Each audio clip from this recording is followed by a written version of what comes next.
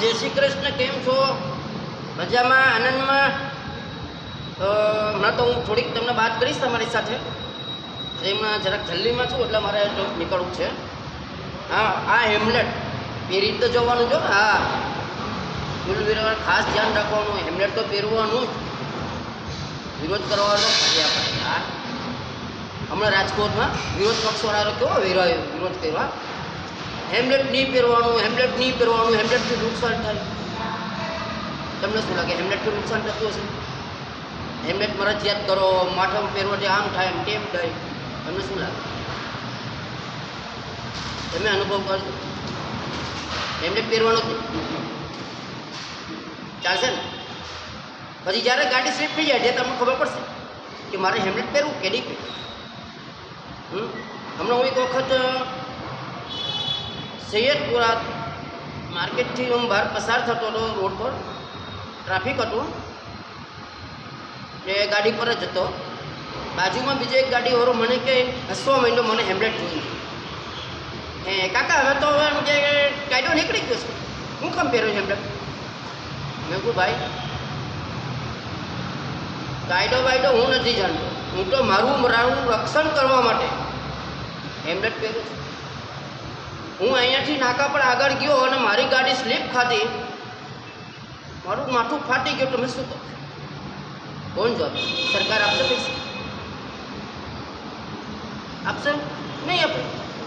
તો મારું રક્ષણ કરવા માટે મારે હેમલેટ મારે પહેરવું જરૂરી છે.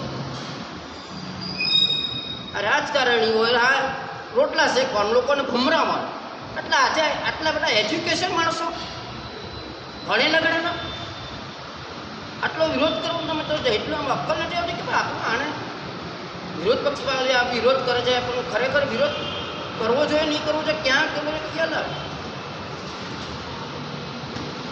આજે મોટો ભણેલા ગણા વિરોધ કરવા કે લો હેમલેટ નહીં પહેરતા તો નહીં પહેરવાનું. લો એટલે ભણેલા ગણેલા આવ તમે બી આવો. કંઈક તો સમજવું જોઈએ કે આજે ઘણા વાર તમે જુઓ એક્સિડન્ટ થાય, હેમલેટ વગર જતા હોય ને કેવું માથા ફાટે. એટલે હેમલેટ તો ખરેખર પહેરવું જરૂરી જ છે. તમે ગમે ત્યાં જાઓ, બહાર નીકળો એટલે હેમલેટ પહેરી.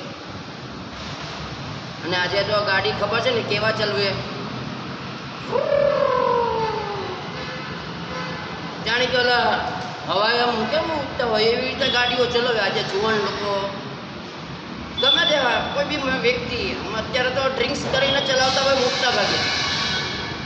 ડ્રિંક્સ કરીને ચલાવે એટલે ક્યારે ગાડી કોણ પાછળ ટપકો મારીને ધડ દઈને ચાલ્યો જાય કંઈ નક્કી ન હોય. એટલે આપણે સાઈડ પર ચલાવતો એટલે સાઈડ પરથી થોડું કરતી કઈ ચલાવટ. આ ગાડી ચલાવવાની રીત બોલો. એટલે આજે કાંઈ નક્કી ન હોય, પીપીને ચલાવતા હોય કે આમ ઘમંડમાં ચલાવતા હોય કે હું કંઈક છું, કોઈ મિત્ર બેઠો હોય ને બેટાવવા માટે બી ચલાવતા હોય.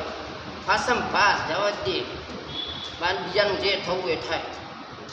પછી ભલે આગળ જઈને છૂટ થઈ જાય ગાડી, બીજાને ટક્કર મારતો જાય ને બીજો ઓલો હેમલેટ ન પહેરવું એ કોઈનું બી આવી ગયું હતી.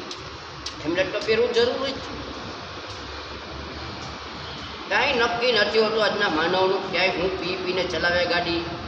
ફોર વ્હીલર હોય કે ટુ વ્હીલરવાળો કે ટ્રેકવાળો હોય કે ગમે તે હોય, આજે કાંઈ નક્કી ન હોય. નશો એટલો બધો લોકો કરવા માંડ્યા છે ને એની વાત જોવાની. કેવી રીતે ગાડી ચલાવો એ જ નથી ખબર પડતી. પાછા કહે કે ભાઈ ગાડી જરાક ધીમે ચલાવો ને વાગે, પાછો એને સામે કહે તારા બાપનું હું ગમે તેમ ગાડી ચલાવું. આવા એટલે હેમલેટ તો ખરેખર હો ભાઈ પહેરવું જોઈએ આપણી સેફટી માટે. પછી તમારી મરજી, નહીં પહેરો તો તમારી મરજી, તમારું શરીર છે ભાઈ, તમારે સાચવવું.